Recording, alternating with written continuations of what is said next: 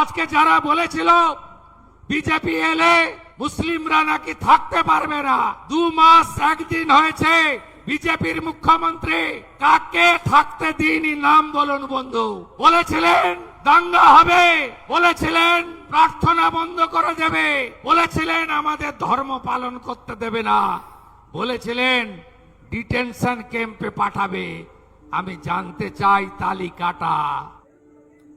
তো আজকে আমাদের মাননীয় মুখ্যমন্ত্রী যে কথাটা বললেন, আমি সেই কথাটার পরিপ্রেক্ষিতে ভিডিওটা করতে আসলাম।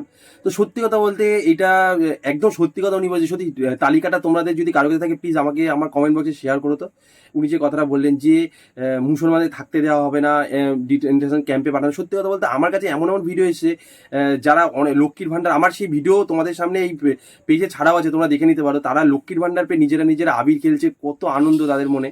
তো এইসব কথাবার্তাগুলো যারা ভুলভাল কথাগুলো ছড়াচ্ছ প্লিজ এগুলো ছড়িও না।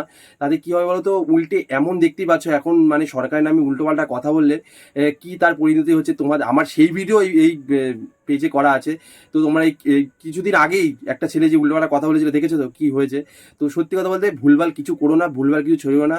এটা আগেকার সেই দুর্বল মুখ্যমন্ত্রী না, আমাদের নতুন শক্তিশালী মুখ্যমন্ত্রী এসছে, যা সত্যি কথা বলতে এইসব করা উচিত না, আর এইসব মানুষ করা উচিতও না।